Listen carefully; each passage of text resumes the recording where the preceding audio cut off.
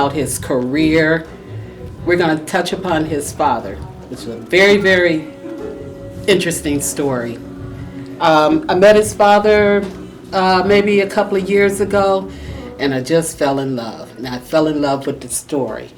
And if anybody never heard about the Senior Olympics, can you touch upon that a little bit for us? Well, my father, Charles Maudlin Sr., was one of his favorite pastimes was participating in, they used to call it the United States Olympic Association, but then they changed the name, the National Senior Games Association. It's really a national organization which promotes physical activity in senior citizens, and they define senior citizens as being 50 years and older. When my father started participating back, I believe he started back in 1991 after he retired. He was about 65 years old or so. And he started participating in bike riding and shuffleboard, but he eventually got into track and field. And he was very accomplished. Being from Indiana, he was the most decorated Senior Games Association recipient in the entire state of Indiana, and he actually holds 4 National Senior Games records to this date. And what age was that? He set those records for men above 80. See, he was about, I think he was about 81 when he set those records, 81, 82. You hear that? 81, 82. And he was doing track and field. Track and field. He set the records for the 100 meter, 200 meter, 400 meter, and the long jump. Wow. For men over 80 years old. Wow. In his age range. You know, I was reading something in here. And how did he really get started? I mean, with the practicing. Oh, okay. Well, you know, it's interesting. My mom used to drive him. We grew up in Newcastle, Indiana. There's a little town called New Lisbon, which is near the birthplace of the Wright brothers. And my mom would drive him. I believe it's 9 miles out from where we lived. She would drive him out and then drop him off. He'd say, "Okay, well, let me off here." You know, she thought he was crazy. You know, and he would run back home 9 miles. But not only would he run back home 9 miles, he would actually run around the park, which is a mile around, a couple times, you know, when he got back. So for extra measure. For extra measure, right. And sometimes he'd run backwards, you know. I've seen him do that. Right. Run backwards. I tried to walk with Charles, his father, one day, and I thought I was going to get a brisk walk, and all of a sudden he turned around backwards and off he went. Right. Yeah. People, you know, it was deceiving. I mean, you know, he was 85, you know, and people, he would fool people, you know, walk real slow, act like he was really stiff, and then he would just sprint and take off, you know. Couldn't keep up with him. You know. That's interesting. 9 miles. 9 miles. That's, I have a hard time doing 4 or 5, you know. Right. Wow. And now he was honored by the Veterans of Administration, his high school diploma. Well, my dad went into the Navy when he was 17 years old in 11th grade to enter World War II. He was in good standing in high school. He would have graduated, but he didn't graduate because, you know, at that time it was paramount that you enter into the service to you know, not only serve your country, but you have to understand, you know, they're just coming out of the Great Depression, and it was a way for him also to support his family. Actually, he could support his family by going away and then sending back, you know, some resources. Right. So he was in the Navy for 7 years, and he came back out of the Navy, went to work in a factory, and, you know, did a number of jobs throughout his career. But in 2003, the Veterans Administration actually awarded him with his high school diploma.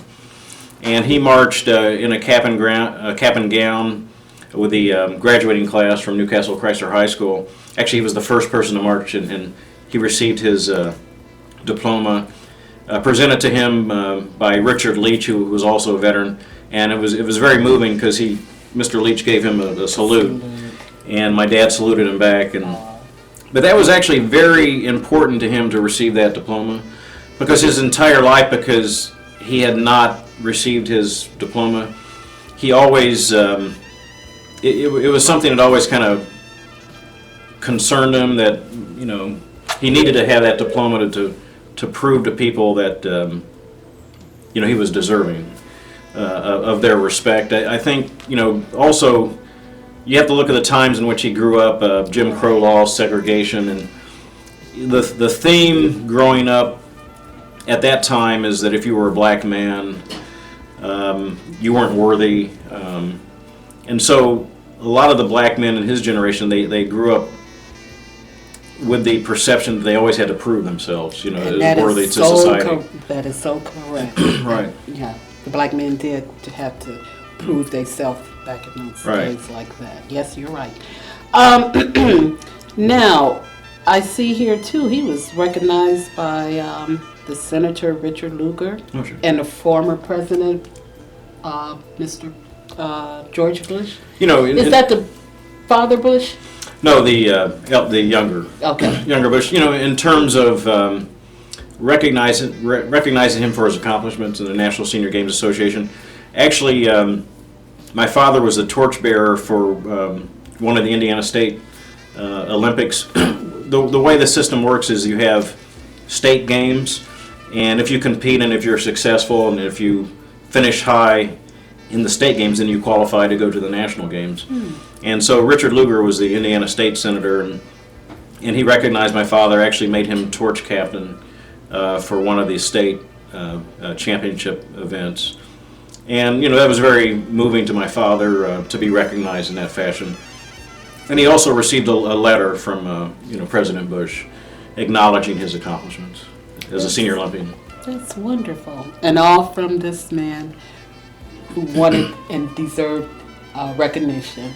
And again, it's my father always taught me that black men have to work extra hard to really prove themselves. Because, again, and a lot of people in society today may not understand where he was coming from, but if you go back to the times and the position that black men had in society, it was a constant struggle. It wasn't easy. And I bet you a lot of elderly men that's living today Right. could have testified to that. Exactly. But the fact of the matter is, very few black men live to be 85 years old. You're absolutely right. Right. 80 anything today is Right. good, Oh, exactly. And President Obama, did he get recognition for him also? Well, no, actually, President Obama had just come into office.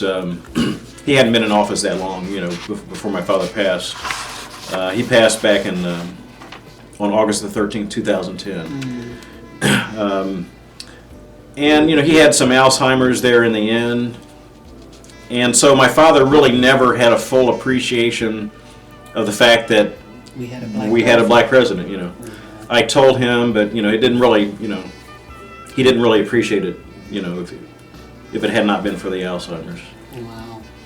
Then I see the records, from what I'm understanding from AARP, no one has touched his No. records in his division. Right, those, he was doing long jump. Let me see, his record is 12.5.75 feet in the long jump. Again, that's 82, 83 years old. So, he still holds those records today. He still holds the Still record. holds the records. I think those records, he set those records in Pittsburgh, one of the National Senior Games Association events. Wow. I think we have a picture of your father Yes. here. You brought some pictures here. And we want to see. Here is Charles Motlin Sr. with all his glory around his neck. He made me so proud. My mom also, and she was a school teacher. She actually was the only African American female school teacher in the entire county. Wow. She went back to get her education at age 40 with 5 kids, she was raising. But he's pictured in a Northwestern University Medical School shirt, which is where I graduated from. But I actually had him deliver the benediction and invocation for our graduating class because I was so proud of him. And he did a remarkable job to be able to go up and do something like that at a graduation ceremony.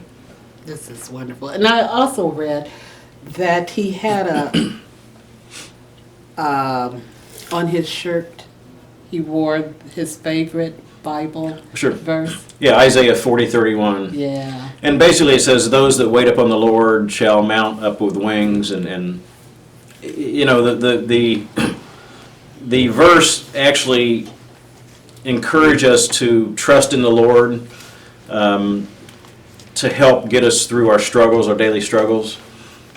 And that's really what it all comes down to. His message was, we can't think that we as human beings, mere mortals, can solve all of our problems. We actually need help and guidance from Jesus Christ. And so that's why he wore that Bible verse, Isaiah 40:31. Trust in the Lord. And I also know he would always tell, he would come up to me, he says, what is God? And he taught, God is love. He Right. says, that's right. Yeah, he would be actually so proud of you to actually even remember that. Right. Yeah. Yeah. Yeah. So he would actually try to trick people sometimes with that question, yeah. Yeah, he did. He wanted to hear the right answer. But he was a great human being. I can testify to that. Although I didn't know him in his younger state, but and it's a strong resemblance there. You look just Sure. like him. No, he's my inspiration, even today.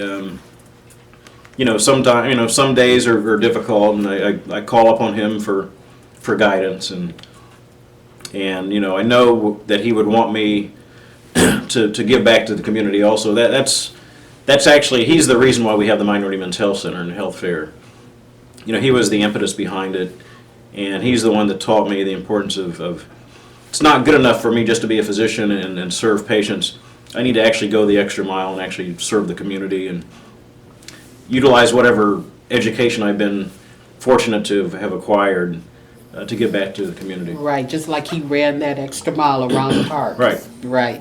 And Dr. Marlin, I know every spring, is it the spring that you have this Minority Men's Health Yes, screening? it's generally in April. April is Minority Health Month. And so our upcoming health fair is going to be our 9th annual Minority Men's Health Fair, Thursday, April the 7th, at 5:30, from 5:30 to 8:30. It's at the main campus of the Cleveland Clinic Glickman Tower.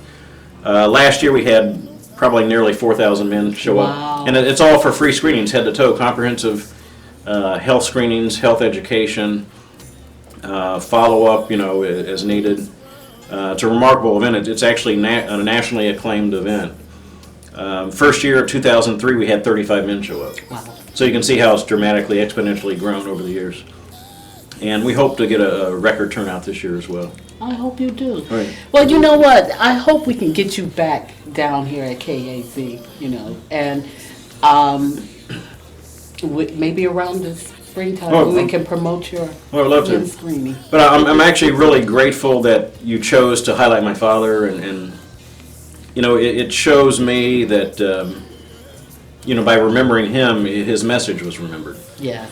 And will continue to be remembered. It's simple messages, trust in the Lord, one day at a time.